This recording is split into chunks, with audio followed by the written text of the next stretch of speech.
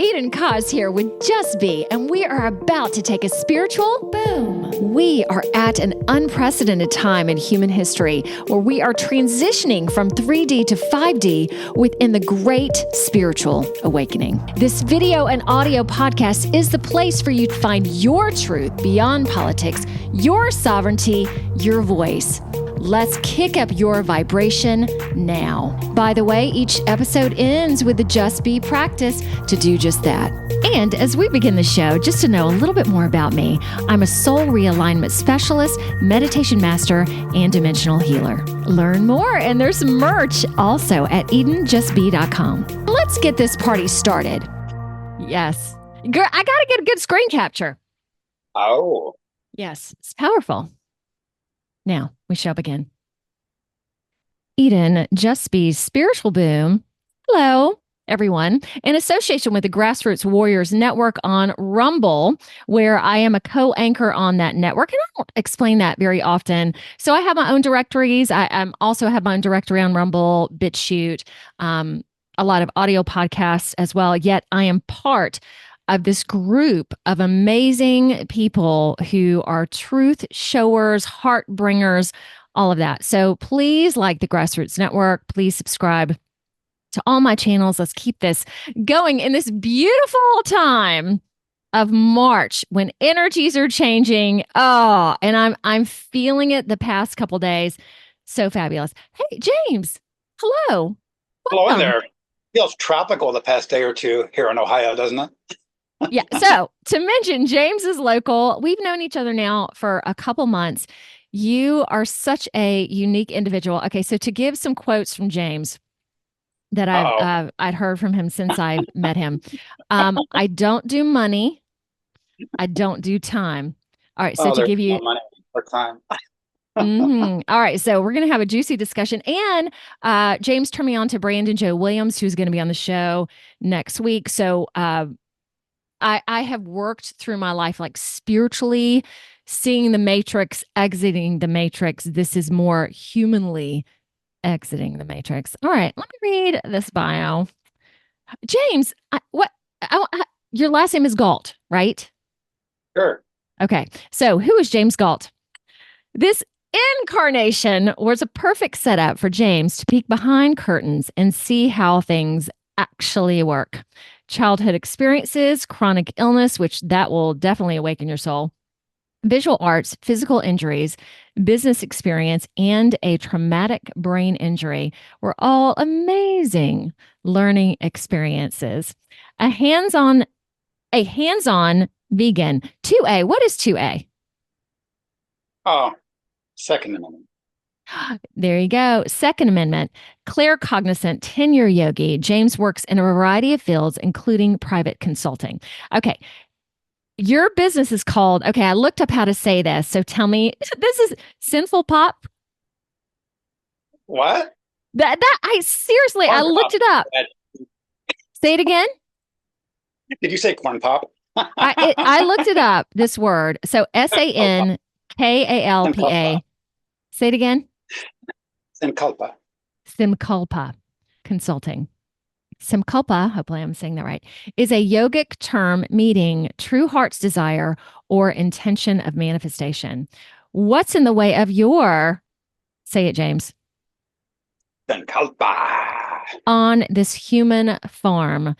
Health equals freedom, and superpowers are a normal part of being human. Now is the time, he says. And I just want to go ahead and add this. Through your company, you do speaking, education, guided yoga sessions, lawful counsel, frequency healing consulting. So to give a broader idea, man, I really want to go in, and I usually start this way. I want to know about your spiritual awakening, and if that coincide with your awakening into the truth of the world, or were they separate, and knowing everything is a process. Yeah, let's go. Go, James. I was just trying to say that truth is indeed a process, as is awakening. Yes. Funny, we often say, oh, especially the past few years with the whole pandemic, et cetera, oh, that woke me up. Well, there's never an end to the process. It's an ongoing process for each of us. That's what we're here for. Peeling back the layers of illusion, one by one by one. Yes.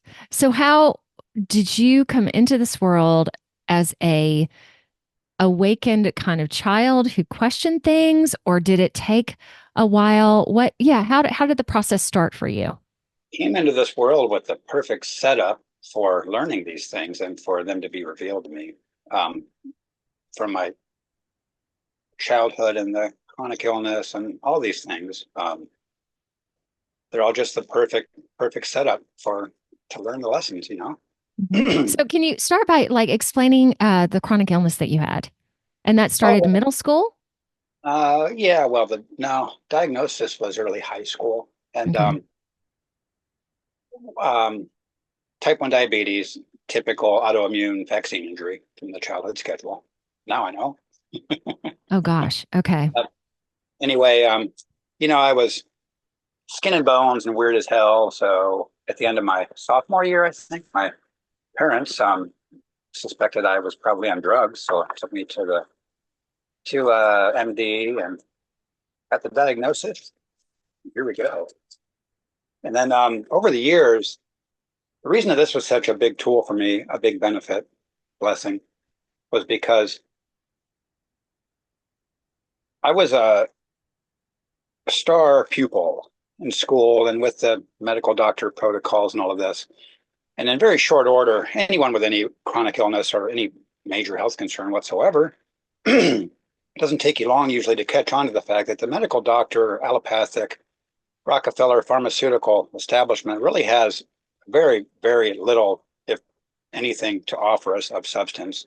And what they do is a business model, which just exacerbates the problem. So over years and years and years, I learned more and more and more, and made a lot of progress. Still working on it, but that was probably, in retrospect, kind of one of the major springboards in this life for me, because you learn, okay, here's what they're telling us, but here's how it actually works, which is kind of the theme of my life, which I didn't really realize until I was trying to organize my thoughts for this podcast here. Is I've had all these wonderful, perfect, ingeniously orchestrated opportunities to peek behind some curtains and see how things actually work, as opposed to how we are programmed to believe that they work, which are two totally different things. All right. Did you have siblings? Yes. How many? 2. All right. So when you started going through this medical process, what I'm assuming there were pharmaceuticals that you were given, or what? Yes, they started me on some pills, and that just, well, to be tactful, I'll say didn't work. And then I began on the artificial insulin injections that a lot of people are on, and I've weaned myself dramatically off of that, but I'm still not all the way there yet. But I've been at this game for, I don't know, 30, 35 years. So I'm a professional. Wow. Okay. When did you really start seeing that things weren't working or not feeling well? Oh, with the Matrix, you mean? Well, with the medicine, did your It never parents? did work well. It's miserable. Okay. It's barbaric. These AMA FDA protocols. Look around you. How many people look well and emotionally and energetically balanced and physically well and fit? We're like, it's like a slave ship, and we're all poisoned. It's plain to see. It's not really hidden. I have to mention this. I went out yesterday just to the grocery store. I'm trying to think. I went to 2 places, and James, it was so amazing. So this one store I don't typically go to, and I really don't like to go to, they don't have music playing. It is just, and everybody in there, like I felt the energy. They were mad. And I went up to check out, and I do this to everybody. I look at her and her name tag, and let's say her name was Phyllis. I said, "Hey, Phyllis, how are you? Thank you so much for checking me out today." She goes, "Uh-huh." It was the the lowest of the low. And I'm looking It's a around. fun game, isn't it? Just like you and I work to cultivate positive energetic states, Yes. many are determined to defend the matrix and die trying, and they're determined, programmed just as well to work to the opposite objective. It's kind of a fun game It is sometimes. a fun game. And it was so thick yesterday that I looked around and I'm like, am I here? Am I? And I just walked through with a smile on my face and just looked around. I was like, oh my gosh. And knowing that there's this great split, like I can really feel the split. Okay, so For 20 Barb, plus years, I always feel like Alice in Wonderland. You're looking around and it's like everybody notices this, right? No, I don't know. okay, so you noticed that for 20 years? Oh, well, that's when I really started waking up to all this stuff. Probably was probably began for me with I mean, after I'd been through the medical stuff and I kind of started seeing through that. But even then I didn't realize like the how of it. It's all about the how. Once you Mhm. understand how things work, how the matrix operates, how compartmentalization and psychological manipulation works in a very systematized manner, then things just they start to make sense and become so very, very predictable. But it was about probably 20 years ago ish. I don't know. Okay, for those who can't see you, how old are you now? I am at least 20 years old. Come on, give something for the people that can't see you. Are you give us an even though 100 probably oh come years. on, James. Okay, I don't do money, I don't do time. You probably don't do age as well. So in the Really? Matrix Not world, in the Matrix world, how old are you? well, fine. All Give an right. idea. I am 49 years old, PhD Incorporated the third. How's that? Okay. So 20 years ago, you were in your 30s. Okay, because again, like most people who are on the show, like COVID was the big, like that was it for me. That's a big part And of what I want to talk about today. okay, and then several people on the show have known about it their whole lives. 9/11 was also a big thing. So you were ahead of most, it sounds like. I was just returning from New York City where I was doing some training, and I got Mm. back to Ohio about I don't know, a couple months or so before that, as things tend to fall together in perfect timing. Always, that's really amusing, isn't it? But then I remember watching the mass media footage. It's like so obviously a perfectly controlled demolition of multiple buildings, and then you hear the narrative, and it's like you're joking, right? No. But then you see, let me take a step back to my childhood. One thing that really helped me, my father was an electrical lineman Mm. for a utility company. And I remember one time as a small child, we're watching television. And you know how everything is so sensationalized and nonsensical on television.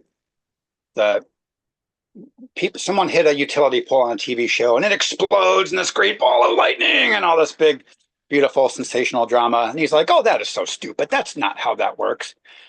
Because he knew electricity, he knew utility poles. Okay.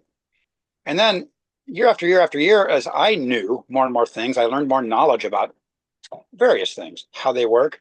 And you see all this narrative and stuff on TV, and it's like, that is the dumbest, most idiotic, unreal, nonsensical. Like, what is this comedy, this kabuki theater? It's like, but I mean, if you're programmed into that from before birth with the Pavlovian responses, it's highly effective, I guess. I don't know. Like firearms is a good example, or arms as we prefer to call them. So much on TV. Like, I love how the bad guys always have about a 10,000 round magazine on their rifle for starters, Hmm. and on and on and on. You know, it's just things are not as we're led to believe. And then when you start peeling the layers of that onion, you see it applies to literally everything. That's why I say there's not a certain point where I would say I'm awakened. It's just like enlightened, or as Abraham Hicks says, it's not like a college degree, you get it and then you got it. No, that's not how it works. It's an ongoing process without end, which is perhaps what we're here for. But you know, you figure something out. And like I always like to say, just when you think, if you ever think that you have things figured out, that's how you know without a doubt you're completely full of shit. Whenever you think, if you think you have a good comprehension and a good map of reality and you understand how things work, there's more. Just wait.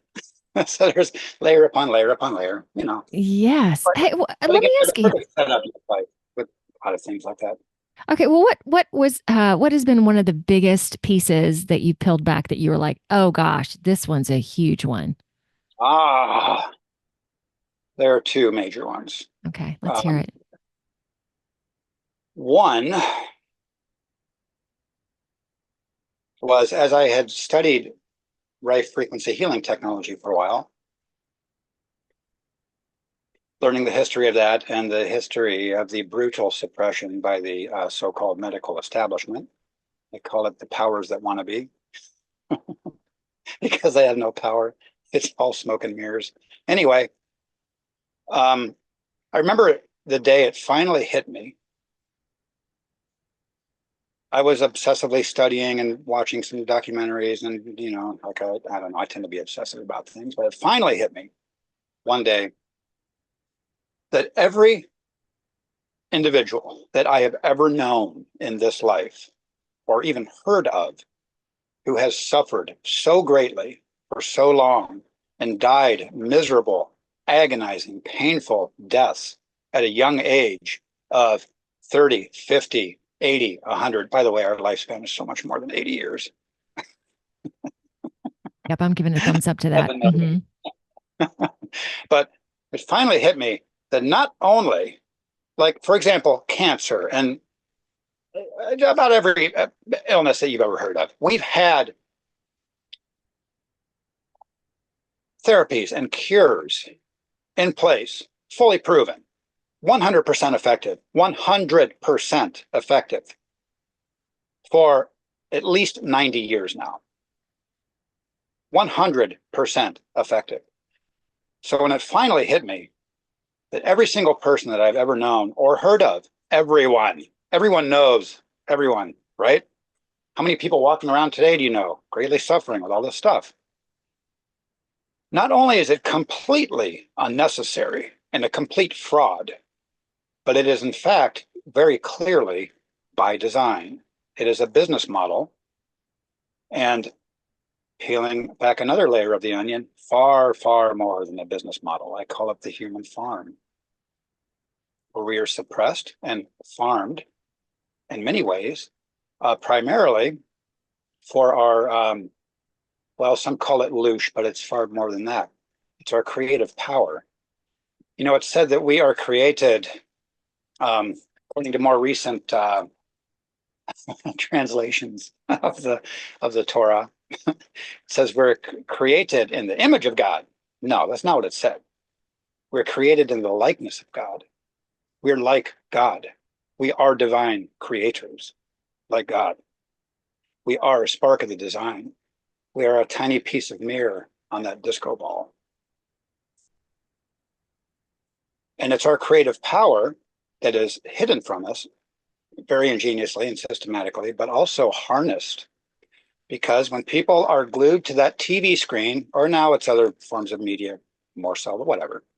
When you're glued to the programming of the universities and the compartmentalization and the carrot and stick of your career and those green pieces of paper that people call money, so hilarious. This stuff is so funny once you see it clearly. It's just so hilarious. Everything. That's why I'm usually just walking around like laughing for no reason because it's so funny. I mean, it's tragic, but like I say, only the suffering is real. Like none of it's real. Anyway, getting off topic. And that finally hit me about the medical system. I mean, I was shell shocked for weeks. When that finally hits you, that Yes. wow, this is not only unnecessary, but it is by design.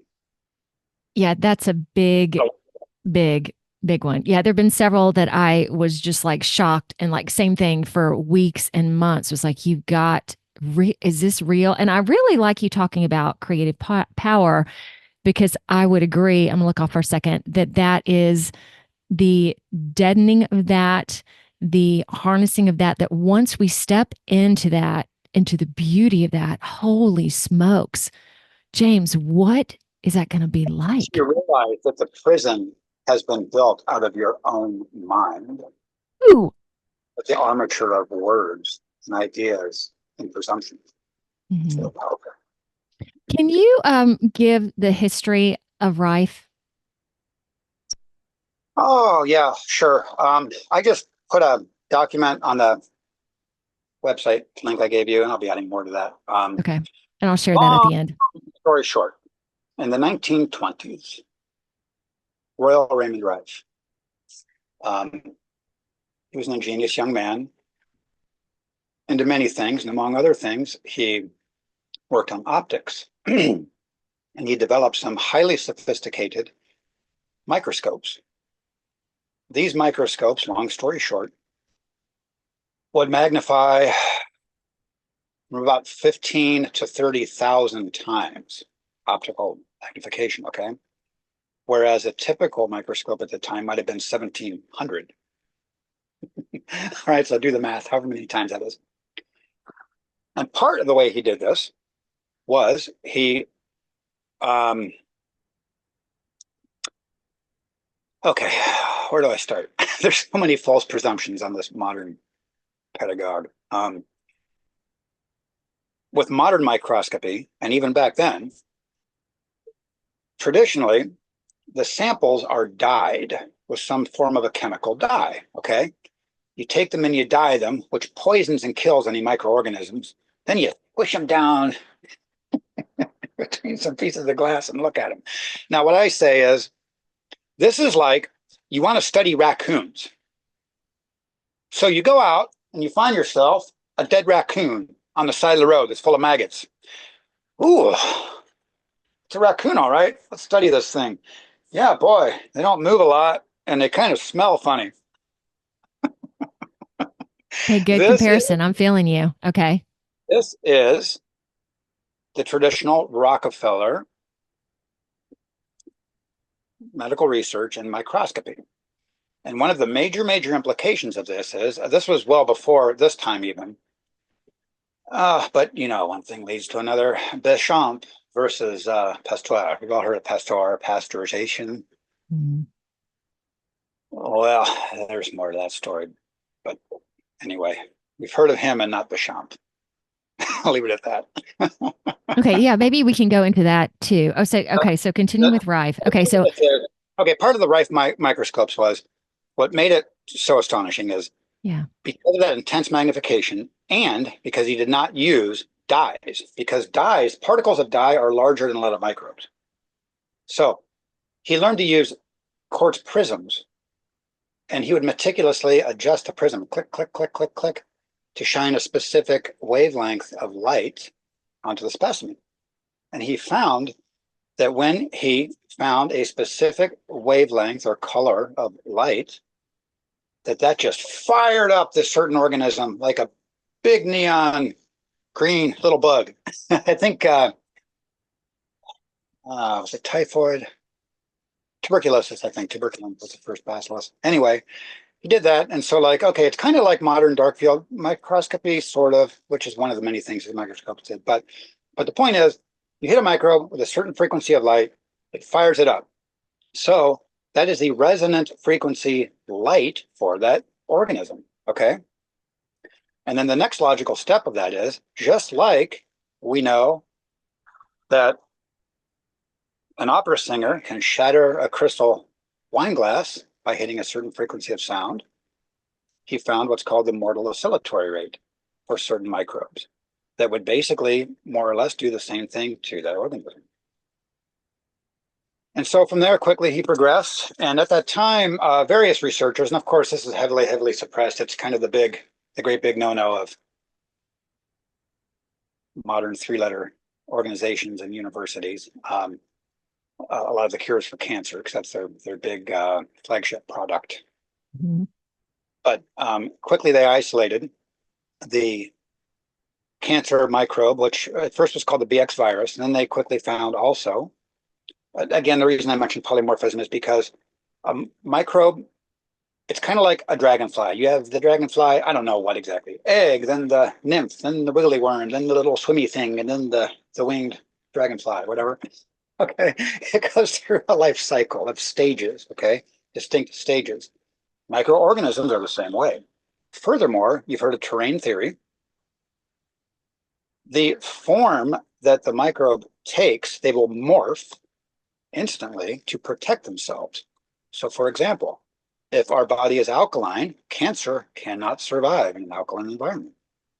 It will morph into another form that's totally benign to us. If you drink Coca-Cola and smoke crack and eat at McDonald's or whatever you do, that creates a different terrain, which might make that microbe say, ooh, an acidic environment. I'm going to be cancer, kill some stuff, whatever. Now, keep in mind, these microbes are little organisms, just like you and I. They want to live, they want to survive, they want to do their thing. So anyway, he found that you could target and destroy microbes with a certain frequency. So those were the early stages of Rife frequency healing technology. And okay, there's a lot more. How can I ask you, Jane? What frequencies? Because you said light frequencies, correct? No, that's another misconception. Thank you. I totally forgot I wanted to pick that up. There's a lot of talk nowadays about frequency, frequency, frequency. Everything is frequency. Yes, that's true. But we talk about spiritual frequency, emotional frequency. Like you've seen the scale of like from anger, resentment to bliss or whatever, all that. Okay, those are frequencies. Light is frequencies. Sound are frequencies. Everything is frequency. In fact, matter is frequency. But this is specifically electromagnetic frequency, which is literally like radio waves, is what he used to disable the pattern. And that was transmitted with a plasma tube, which we use today. It's kind of like a neon light, sort of, but it radiates a frequency of electromagnetic energy. But there are many other ways. Okay, so he found that in delivering that frequency, he could change or stop all of these diseases. Now I know cancer was the big one. Okay, is that correct? It was the primary focus in tuberculosis. And just to give you a clear illustration of this gets into the story, the very dark, sordid, nefarious history of the AMA, the American Murder Association. In 1934, there was a clinical trial, and back in the day, it's kind of hard for us to imagine today, but through a lot of major university institutions actually conducted legitimate medical research, and there was, I mean, this wasn't hidden and suppressed, and you'd be fired and die of mysterious causes in your sleep, like we're accustomed to in more recent decades. Back in the day, there was a clinical trial in La Jolla, California, in 1934. It's well known along the Rife community, but not so well known otherwise, I guess. But he had 16. Oh, the guy that organized this, by the way, this is what's so funny and ironic. Milbank Johnson. He was actually with, of all places, Johns Hopkins University, which, today is like the epicenter of the pandemic, fraud and whatever. But I mean, yeah, back in the day, it was legit.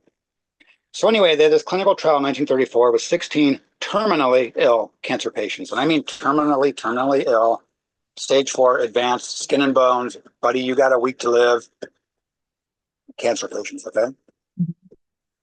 Long story short, within about 90 days, 14 of the 16 were completely certified, medically healed and cancer-free. 4 weeks later, the remaining 2. So at first, Rife was lauded. There was a banquet in his honor, the end of all diseases.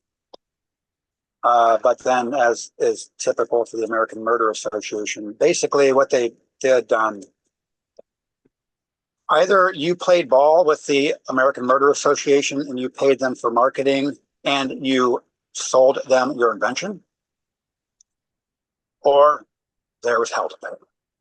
And Rife chose the latter. and he ended up actually dying an alcoholic many years later.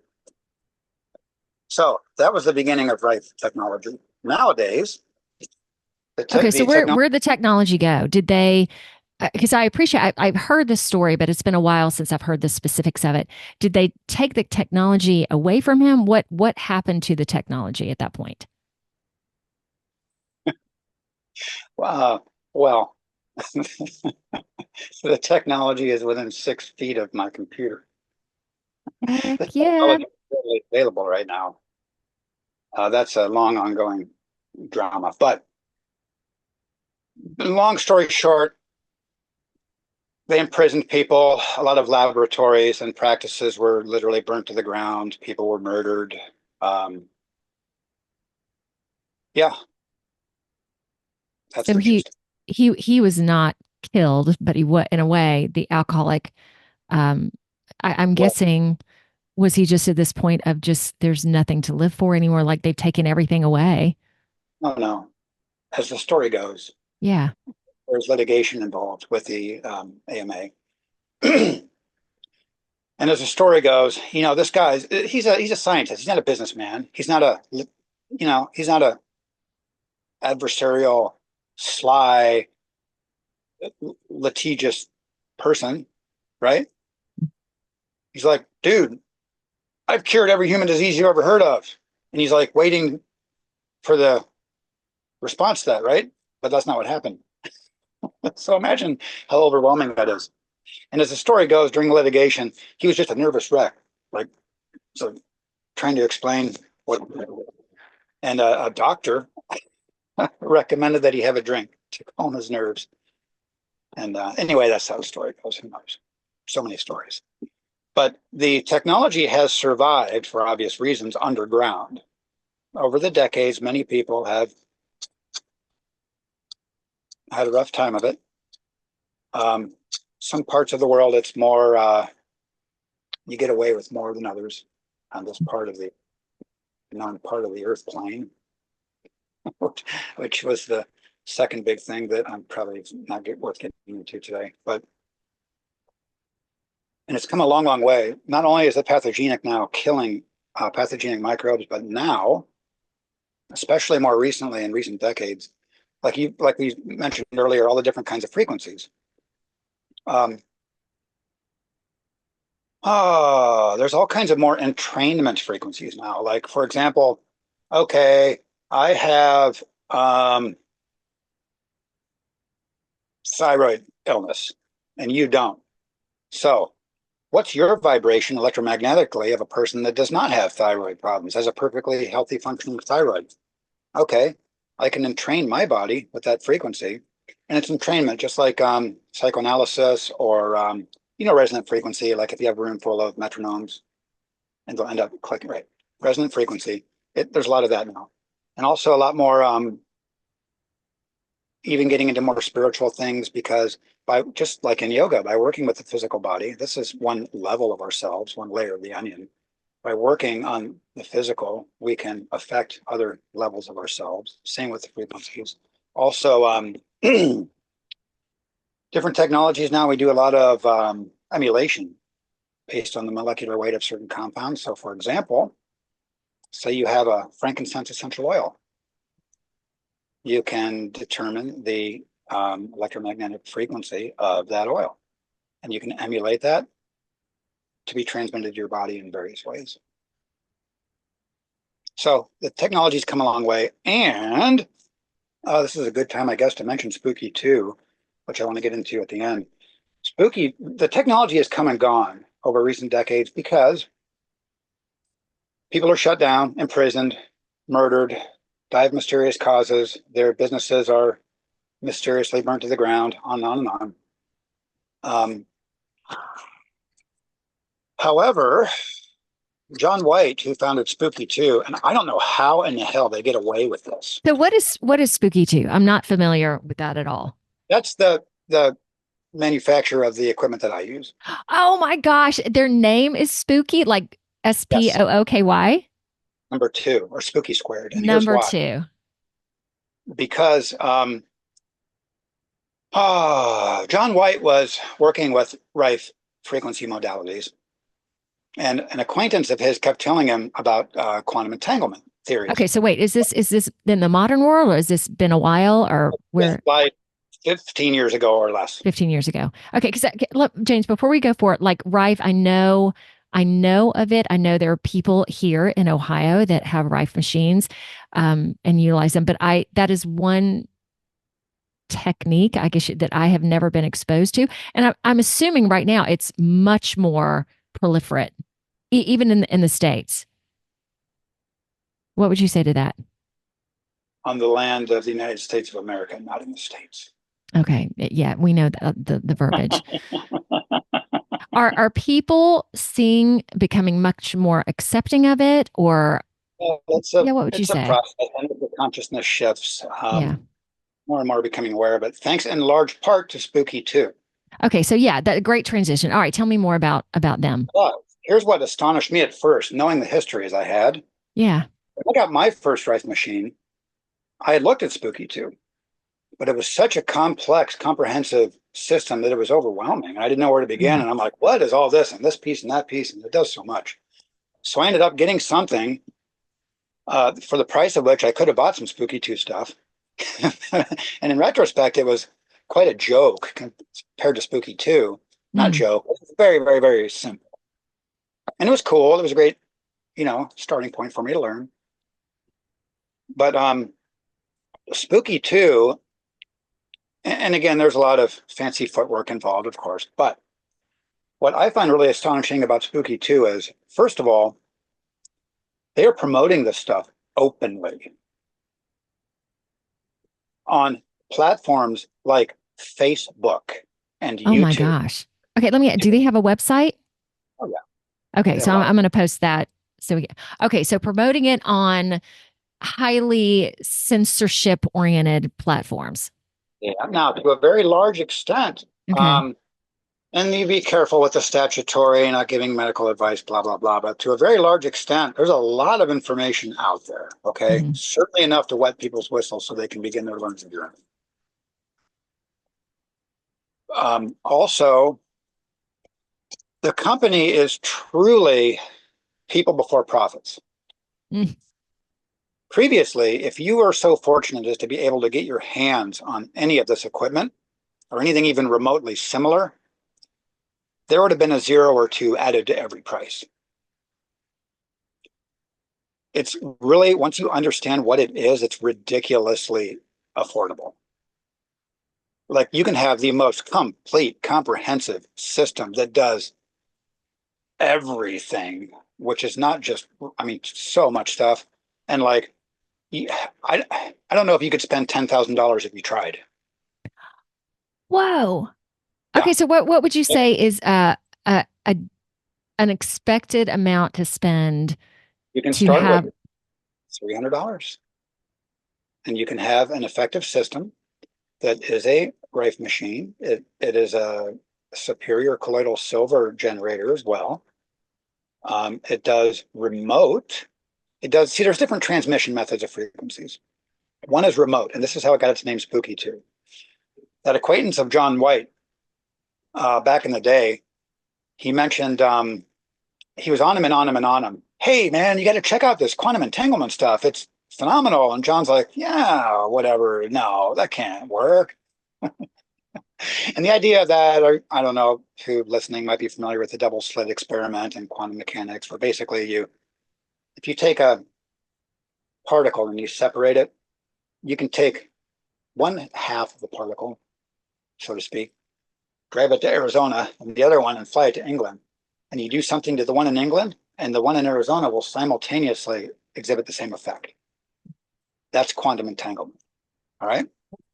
Which Einstein called spooky action at a distance. And if you think about it in retrospect, this is very much how a lot of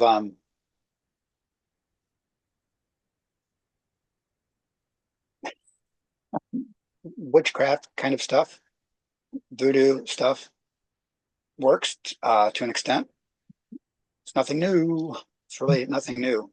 None of this is new. Is that where spooky got their name from, Einstein? Well, Okay. you take the action at a distance, and then they have remotes, and it's really amazing. And at first I tried this, I'm like, yeah, I don't know about this, but then I noticed, hey, wow, this is really working. So now I know.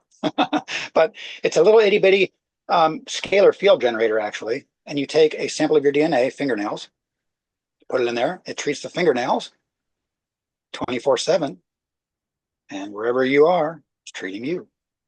Now, that transmission method is about Okay, wait a half. minute. Wait. Let's stop for just a second. Okay, first off, this is really amazing. So you put your fingernail in there. It treats the nail, but it also it treats the whole you just by having that one little piece of you there. That's great.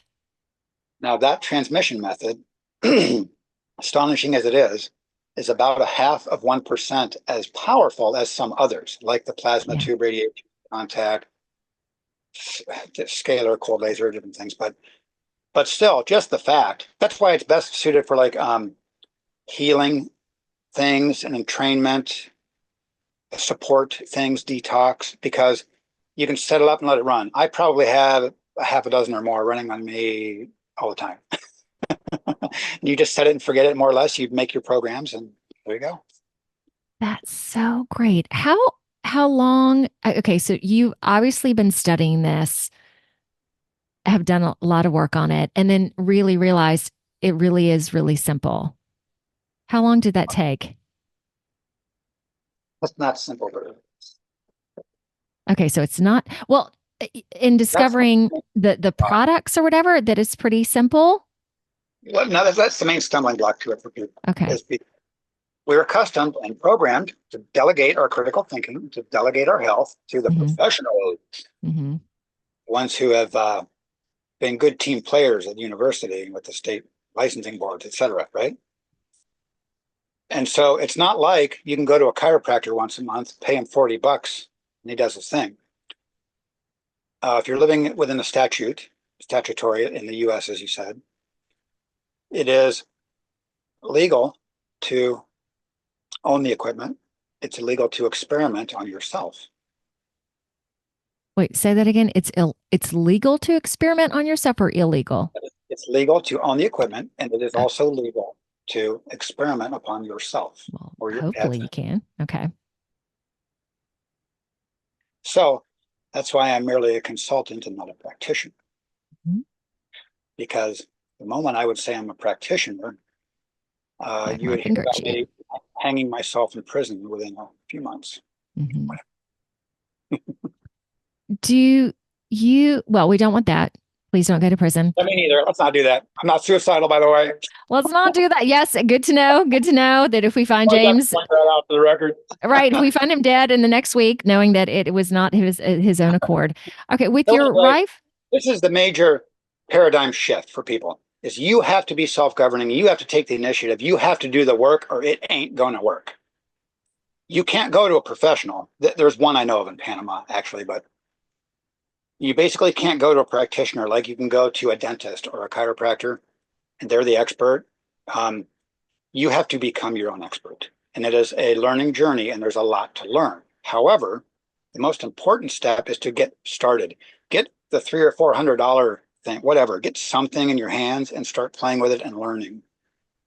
And the true magic of the Spooky 2 system, by the way, is not even the hardware and all the transmission methods, but it's the software, which is literally free with free updates. The software includes every database I'd ever heard of frequencies and then some. It's like 16 databases. It's just phenomenal. And one of the biggest things that sets Spooky 2 apart, there's a cheaper generator and a more expensive generator, the frequency generator. Anyway, the more expensive one, they both do biofeedback, but the more expensive one is phenomenal at biofeedback. This has been one of the things all along, like with my old Rife system. Okay, I have this diagnosis or whatever, so I'll look up some frequencies for this and treat myself with the frequencies and see what happens. Okay, maybe in these 16 databases, there are like, I mean, you could let that play at 3 minutes of frequency for like weeks. There's so much in the databases, and you don't know what the heck ones you need. you don't know which strain of Coxsackie virus or whatever. Okay. So the biofeedback is phenomenal because you can scan your physical body. Yeah. And it just zaps you briefly with frequency, and it measures the response of your physical body electromagnetically. So it knows, it will give you a result, and it'll say, and this only takes like, oh, anyway, there's all different ways to do it, but it doesn't take that long. Like within an hour, you can have an extremely powerful comprehensive scan, and you can it'll be like, okay, these 10 or 20 or 30 frequencies got the biggest result. So you make a program and you run those. Now, let's say you have Coxsackie virus, and there's 50 known isolated varieties of that bacillus, whatever, or well, that's a whole other thing, but the micro pathogen. So there's like 3 days worth of frequencies you could treat yourself with, right? Okay. So there's a thing called grade scan, where you can scan your body against these 1,000 frequencies or whatever it is, and it'll say, okay, buddy, these are the top 20. So you make a program, and then you know what to treat yourself with. That, in my opinion, is the most revolutionary part of Spooky 2, is the biofeedback capabilities. That's so neat. The whole system is amazing. And by the way, like I said about the pricing, Yeah. it's interesting. A lot of people who are into a lot of things that I tend to bump into. Like me? Yes, you are an example. The people who are true leaders in fields and the founders and creators of things, and you probably found the same thing, they tend to be the most down-to-earth, humble, unassuming people. Like, they're not the ones out tooting their horn trying to impress anybody, you know? Yeah. Like, but with what was the pricing of Spooky 2, because of that, and the low key, like, people see the logo and it's this goofy little white ghost, and it's like, it's goofy, right? No way. Yeah. So like, Okay. they'll see that and they're like, oh, what's this crap? That's a joke. Right. So it's not it's not legit. Mm-hmm. And it's only $500. Right. I know. Isn't that crazy too? That sometimes because something's so well priced, it can't be good or it can't be worth it. Oh gosh. Okay. A lot of marketing psychology involved there. Mm-hmm. Okay. Let me ask you these questions, James. So because these are things that I don't know. So is Rife a scalar technology? Yes and no. Okay, because I know scalar, but I really don't know what that is. It does have a scalar unit, which is phenomenal. It's great for biofeedback. I use it on my dog because you don't have to connect electrodes to her or whatever. And I literally set it up on the couch, and that's her couch. And so she's laying on the couch right now in a scalar field, getting treated for her biofeedback results from a while back. Okay, so what is scalar then? All right, scalar is more. Oh, that's another different type of frequency in that it's technically it's, okay, think of a sine wave, which is also misleading. It's more a representation of energy, but scalar is a longitudinal wave. It's like a different kind of waveform. Wow. All right. So it's like back and forth. But anyway, the scalar unit, you have 2 units like briefcases, and it creates a rugby ball shaped field. And with the scalar field, scalar technology is, most attribute that to Tesla's research. It's also kind of associated with a lot of the newer Rodin coil technology, vortex mathematics, toroidal electromagnetic fields. It's kind of it's separate, but it's integrated into the Spooky system now. There's a radionics unit you can use with Spooky. There's cold laser, there's contact where you hold electrodes, or you have 10 pads stuck to your body. Yes. There's like an EMS 10 machine. There's plasma balls, there's tubes, there's plasma tubes. Those are the most potent and powerful for things like cancer, Lyme, etc. They actually, and it's funny, I saw this before it. Anyway, I see things before they're in the physical a lot. I understand that. Yep. They have this. It's out now. It's on them. I saw it. I'm like, oh wow, it's on the market. They have a. It's called. Anyway, it's new. It's like a sister company. Is it? It's not Mirror.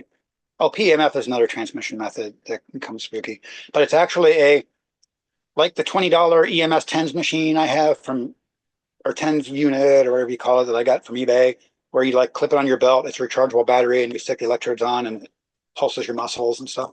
Yeah. It's like that, but you can program it from your spooky software and walk around with this little thing under your shirt all day, getting Rife frequencies on contact with it. That's another new thing. Scalar is, I mean, yeah, scalar is attributed to Tesla, but it's, which actually scalar energy, it's said is basically what he was using for energy transmission, like Wardenclyffe across great distances. Also, that technology, they'll never admit it, but that's kind of like what's used with RF, what do you call it? NFC and RFID, like the proximity cards where you scan your badge to get into the FBI. Mm-hmm. So yeah, scalar is just a different modality, and it's super cool. And scalar also, like other modalities, like cold laser and ultrasound. That's another one Spooky does. They have benefits in and of themselves. Like with the scalar technology of Spooky, the scalar unit, it's awesome. It's called Spooky 2 Scalar, I think. And that system is about $2,000 maybe, or thereabouts. I don't know. That will do. You can just have a scalar field and receive tremendous benefits of that. It basically revitalizes your mitochondria. It's energizing your cellular structure, literally. And when you first are exposed to scalar, you may have a headache actually, because of the detox and such. It's quite an adjustment. Also with scalar, there's a lot of emulation, meaning, and imprinting. Like you can take on the one unit, the receiver unit, and you can set like a bottle of frankincense essential oil. You could put a drug pain pill on there if you want. Any substance, it'll emulate the information, the energetic information of that substance throughout the scalar field. So you can receive the benefits of that.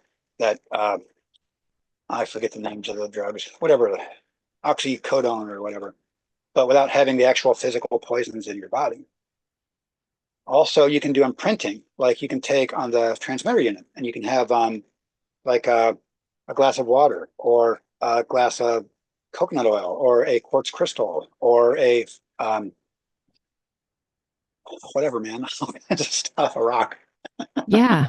You can imprint a certain frequency into it. So there's pure scalar, which is just scalar.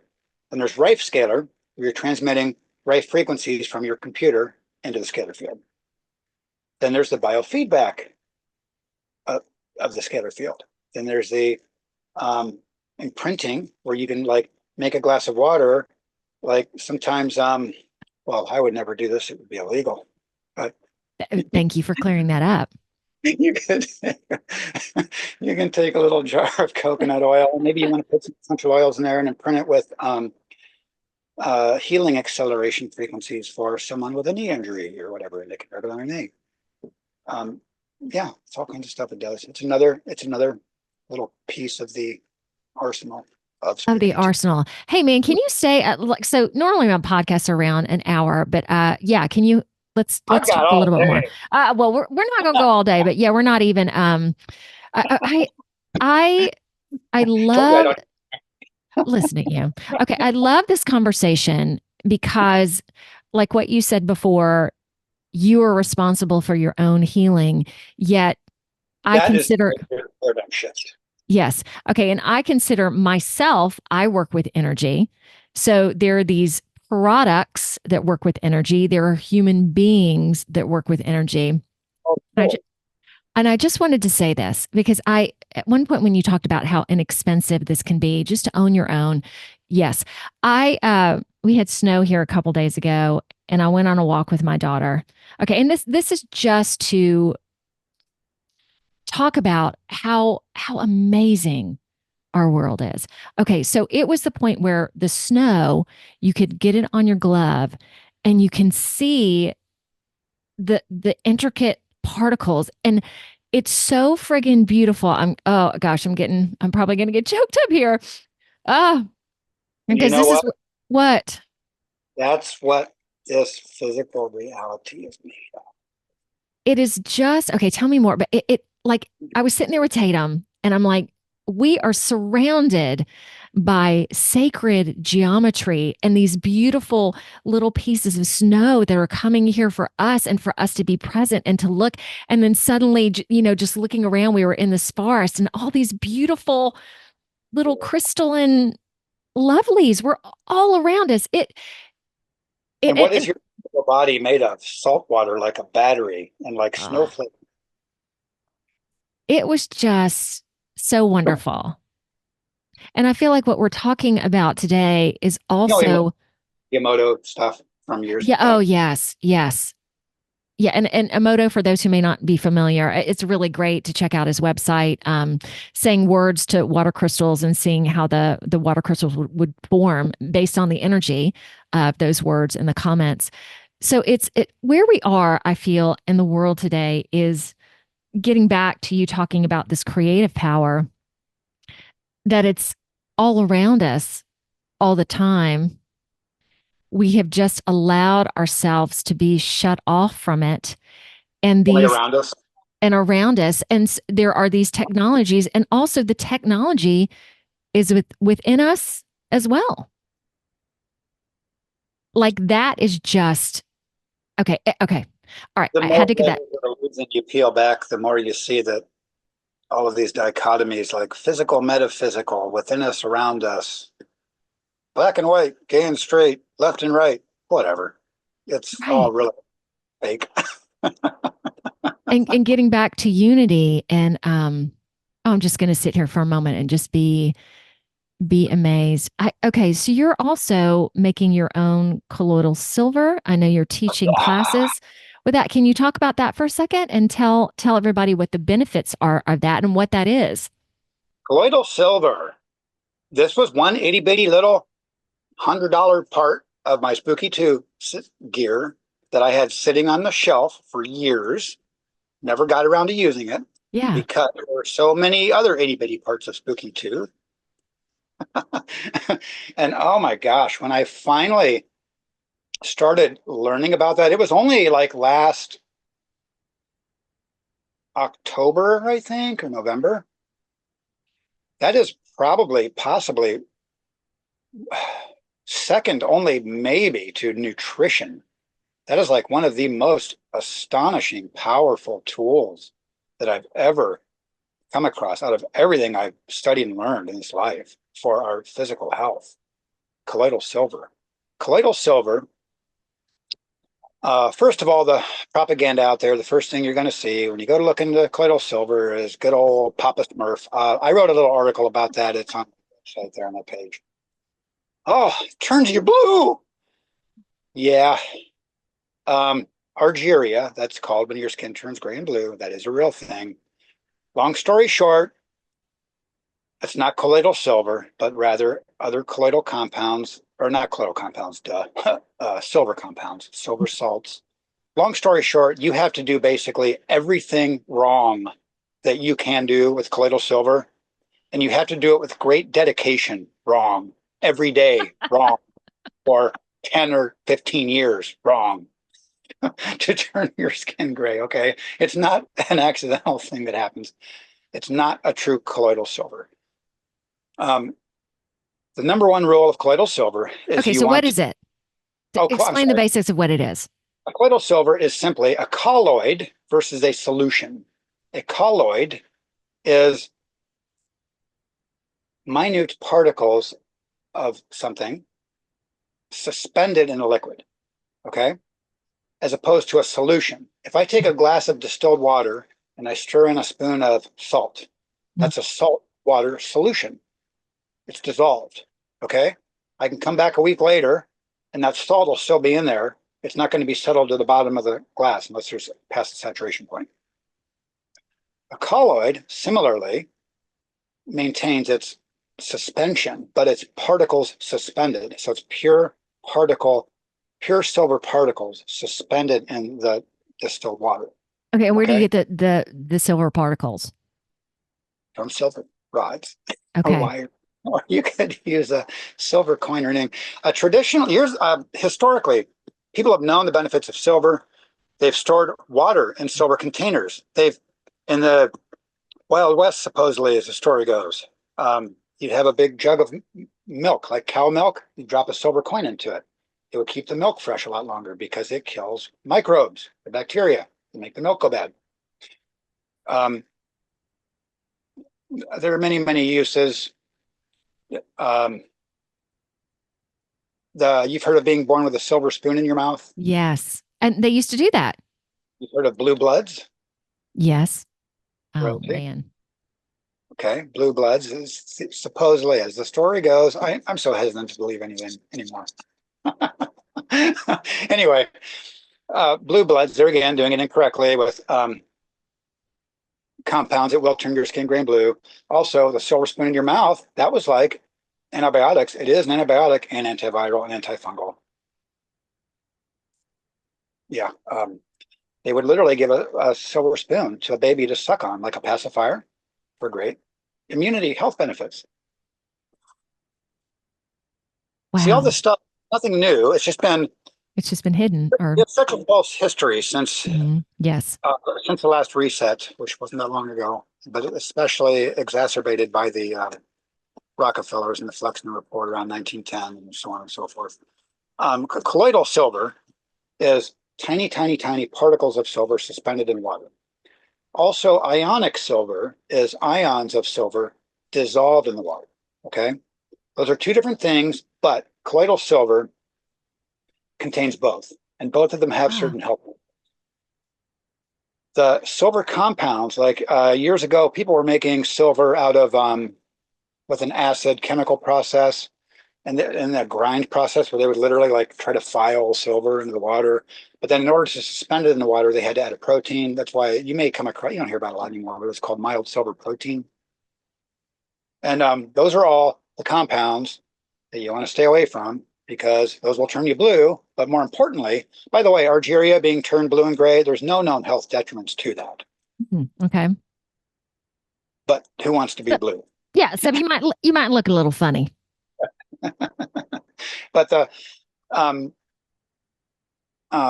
where was I going with that? The colloids, colloidal silver. The main benefit of that, and the best thing about the spooky two system. And here again, oh, that's where I was headed. There's a lot of marketing. Okay, everybody's colloidal silver is better than everybody else's. Blah blah blah blah blah. Oh, ours is patented nano silver and whatever. Okay, a good. First of all, look up the definition of the word nano, like tactical and yoga and other marketing terms, and you'll be a whole lot less impressed. But the and if it's patented, by the way, guess what? It's not colloidal silver because you cannot patent an element off the periodic chart. Okay, Yeah. but I digress. The things to look out for. It's like, oh, ours is 5 parts per million. Oh yeah, ours is 10. Ours is 30. Ours is 600 parts per million. It's like the 10 million lumen flashlights from eBay, right? Or whatever. Which, if you do the math, it's like 115 minivans with their high beams on in a football stadium lit up. It's just absurd. But the all those parts per million in the strength is not so important. And if you're looking at a product that's dark in color, it's okay if it has a slight amber golden hue to it. That's fine. Mine never does. Mine looks like water. But if you see it brown, like coffee brown or dark brown, or if it's cloudy, and it, that's not good. You want to stay away from it. It should basically look like water. Okay. And the way to tell true colloidal silver is with a laser, just a cheap old little laser pointer, Yeah. or an LED flashlight, not a regular flashlight, an LED flashlight. This is called the Tyndall effect, Tyndall. And you take your colloidal silver, shine a laser through it, and you'll see a distinct line, a laser line through it. And if you look really closely at the line, you'll see all kinds of magical little pixie dust sparkling around the line because that's the itty bitty microscopic particles that are suspended in the liquid, but they're reflecting the laser light. Okay, so by the way, James gave me a nice little container of colloidal silver and you did the laser through it, so I got to see it. Okay, so what are you are so good at explaining things. What are the benefits of colloidal silver? This, I kid you not, out of everything I've studied and everything I've known and learned, like I said, this might be the Oh, single most simplest, incredible thing for everyone. okay. Uh, First of all, okay, more recently, around 2002, there was a study for people who like studies and validation and whatever. Dr. Larry Ford, like Ford Motor Company.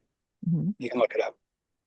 He did in vitro, meaning in a petri dish, studies of like every known microbial pathogen, every known one, okay, like 650 it was. So it's every kind of virus, bacteria, fungus, bubonic plague, AIDS. I don't know if they did cancer, probably there. Depends where they were, but every single thing, nothing, not a single microbe survived in vitro now in a petri dish. Yeah. In that colloidal silver suspension for more than, I think it was like 3 minutes or maybe 5 minutes, but a matter of minutes. Nothing. So, and the way it operates in that regard is basically the silver particles inhibit an enzyme that basically all single-celled prokaryotes use to metabolize oxygen, aka breathe, right? Mm-hmm. So they suffocate to death. And because of that, there's no resistance buildup, there's no habituation. It's not like pharmaceutical antibiotics where, the toughest 20% of the bacteria like go hide in your bones, like with Lyme, or they like curl up into a ball, stick their arm out like this, so they're resistant. Okay. They just die. Still here. Okay. Everything dies, um, including even eggs of like parasitic worms, because the parasitic worm egg is a prokaryotic single cell organism. Prokaryotic just means it doesn't have a nucleus. It's like a bacteria. Also, so-called virus, here again with the whole dichotomy between virus, bacteria, fungus, phage, that's all a fallacy. But it basically kills and devitalizes everything. In the viral form, it actually makes the viruses inactive by repairing its DNA.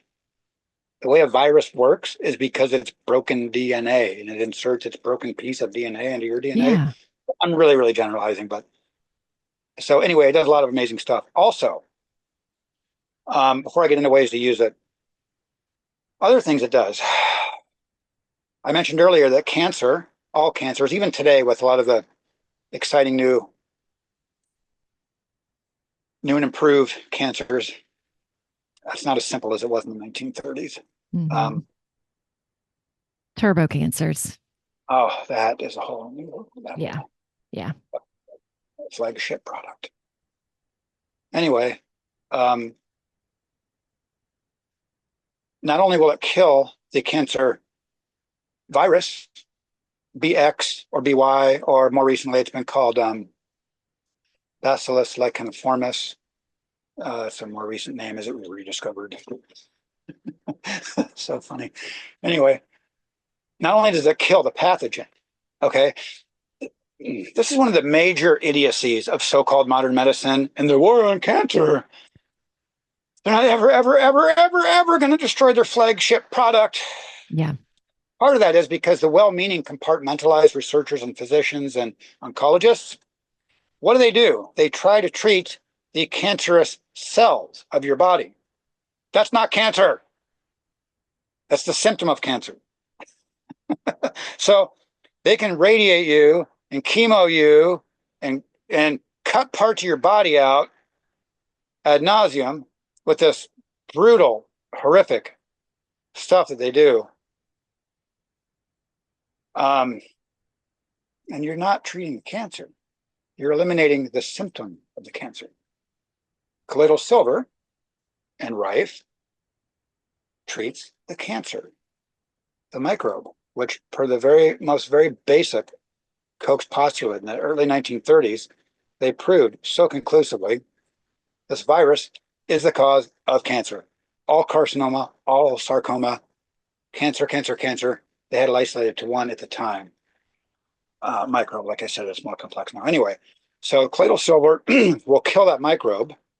But then what's really astonishing is colloidal silver also helps, and we don't know why, I don't know what the theory is, I just know it works, and I've witnessed this myself personally. It helps a lot with regeneration, with like damaged tissue regeneration. And people with the animal experiments, which I find absolutely horrific, but they did this thing where frogs or something, I don't know what twisted crap. Oh my gosh. They cut the frog's legs off or something like that. Oh. And it's like they were trying to, I don't know if it was a frog or what, but I forget what it is. But you know, one of these animal experiments, vivisection. Okay, so something about cutting legs off. Yeah, whatever the hell it was. And they found that with colloidal silver, the bones and tissues regenerated about 50% more rapidly. Okay.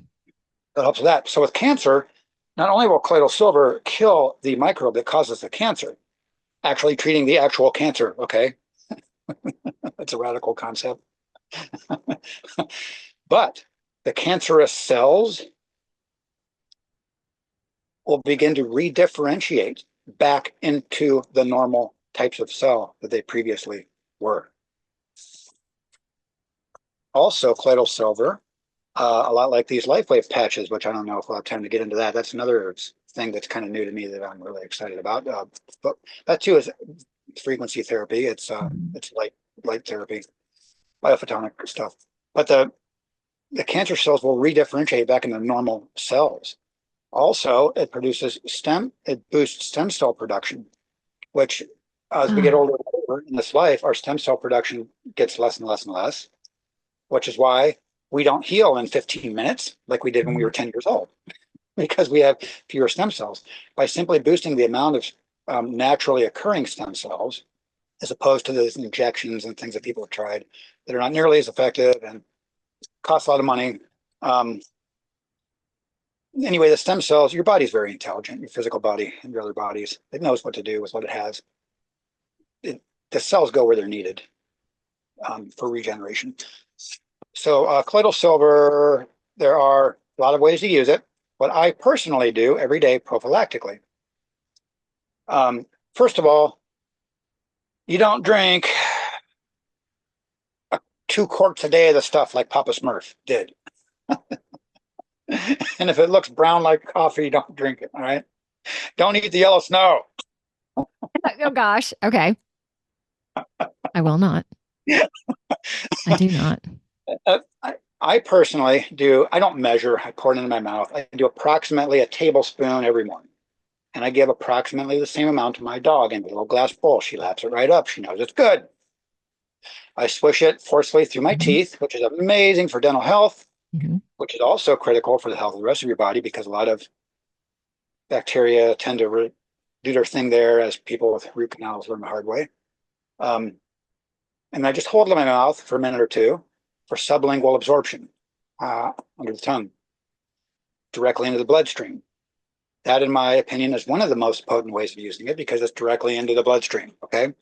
Colloidal silver works. It will kill any pathogen, but only if it comes into contact with it, which is why there are different ways of using it.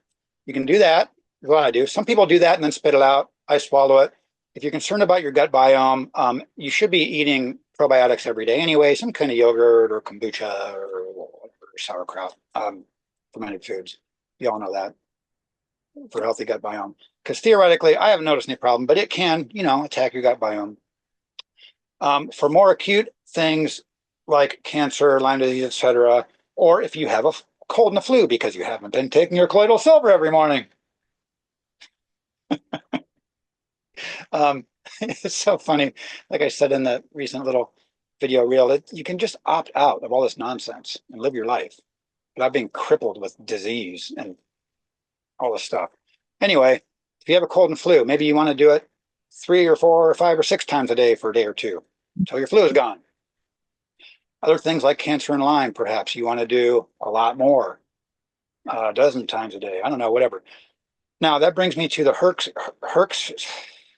effect, Yeah. called Herx or Herxing. A lot of people know about this, but it's very, very important. So I want to mention that really quickly.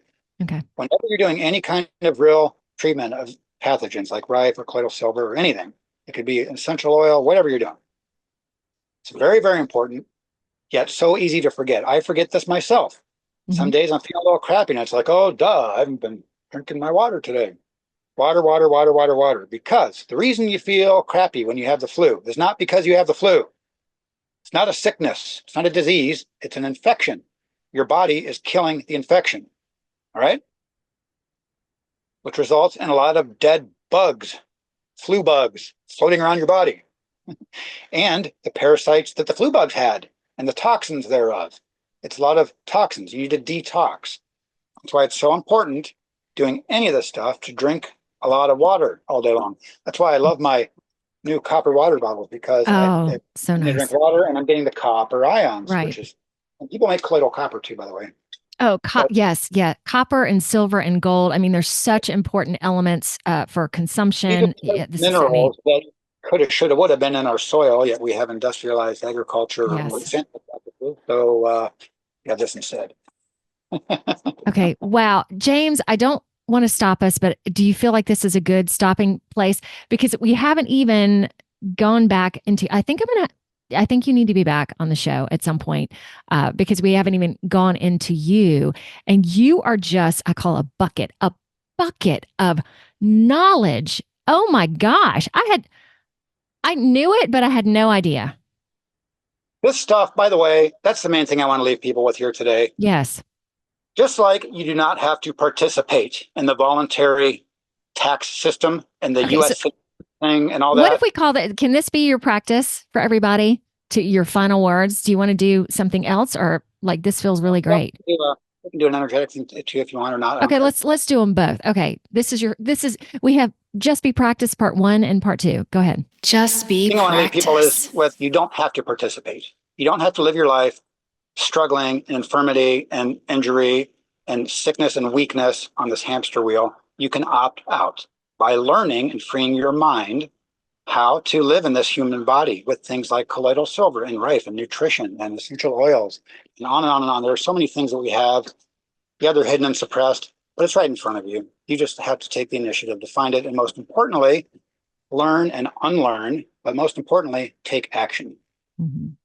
Like colloidal silver. It's an easy thing to do. These Mm-hmm. phototherapy patches, they're an easy thing to do. You literally put a sticker on your back every day. It's easy. There's so many things that we have that we can do. And to your point, my work is not quite that easy. Well, there are healings that can just happen, but it is about looking at yourself and finding the root of yourself. So there are all these other technologies that help with that. But yet coming to me is like you really got to look. You got to look at these pains. You got to another way to find the root of whatever is going on in your life and freeing yourself. And there are all these things that you can do. So many things. Yoga, we call that svadhyaya, which is often misinterpreted as studying scriptures, which is part of it. But the reason we study scriptures, Yoga Pradipika, Yoga Sutras, Bhagavad Gita, the Vedas, whatever, the reason you study the Bible, whatever scriptures you're studying, the reason you're doing that is to study yourself. Yeah. It's self-study. It's self-governance. That's the key. Okay. Can you do your next Just Be practice? All right. Yay. All right. I'm ready. I don't even know what to do, so I guess I'll do something that usually just comes to me at the moment. Yeah. Kind of similar to probably how I would end any guided yoga practice.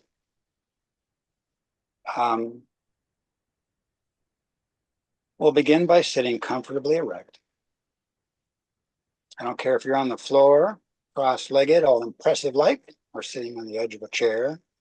By the way, try sitting on the edge of the chair, sitting on a fitness ball, whatever. What's important is that we're sitting effortlessly with our spine erect, like the antenna to the heavens and the ether that it is. Stretching the crown of our head up to the heavens.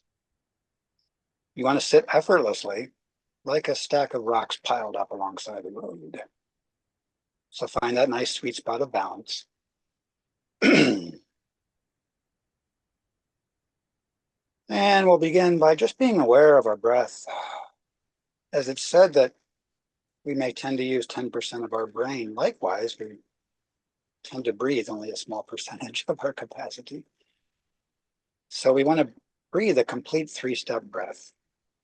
Inhaling, expanding our belly out like a big happy Santa Claus Buddha. Then expanding our rib cage. Finally, expanding our upper chest up to the collarbones. Breathe in all you can, and a little bit more, and hold it just a moment. Then release it in reverse order. Collarbones, rib cage, belly. Drawing the navel all the way into the spine. Hold the exhalation a moment. This is magical. As you continue to do this over and over at your own pace, remember that as we breathe air into the physical body, we're breathing much more than air. We're breathing pure divine, nourishing, cleansing energy or prana. It's available to us at all times. It flows into us from all directions through space and even time. It's an all-you-can-eat buffet of pure, invigorating, nourishing, cleansing prana. With every breath, it washes into us with our breath. With every exhalation, the prana washes through us, taking with it any impurities from all the little nooks and crannies and corners and entanglements of our physical body and our energetic body as well. Also our mental and emotional self, our self of discernment, all levels of us, cleansing, washing through us. Now we're continuing to breathe completely yet gently now, gently yet powerfully, like waves of an ocean, gently lapping onto the shoreline into the mouth of a cave. Or like a pendulum swinging side to side. No sudden stops and starts. Gentle yet powerful and effortless.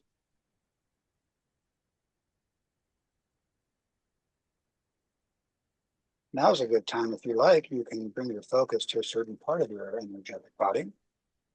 Perhaps the heart center on the hapta, or your third eye, about 3 inches inside your skull, at the center of the brain.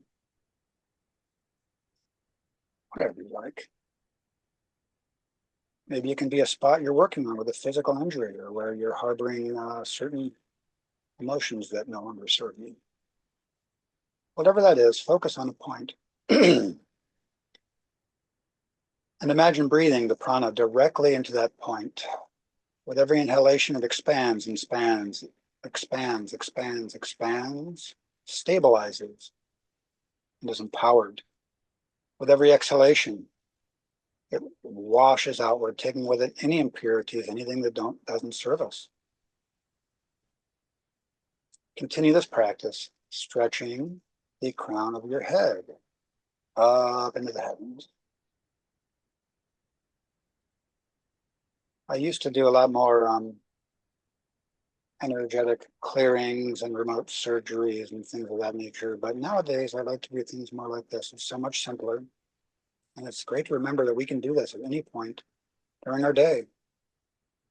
Just remember, there's always a limitless supply all around us. It's all around us. We're bathed in love and divinity and light.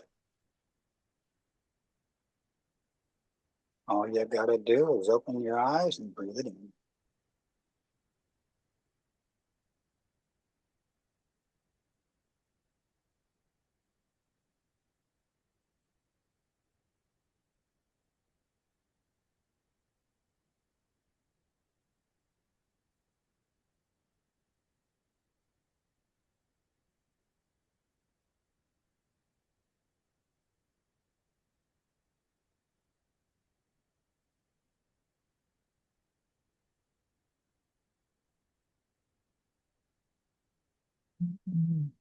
All right, this could go on for forever.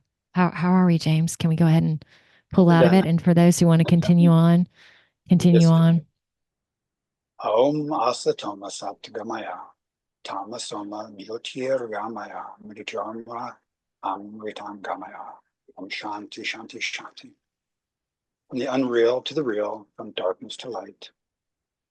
From the ways of death to the ways of life and our own true nature, peace be with us and all around us. Namaste. Namaste. Man, that was beautiful. So simple, isn't it? It is. All right. Before driving in your car. Say that again. You can do it driving in your car. Well, with your eyes open. I love the all-you-can-eat buffet of prana and light.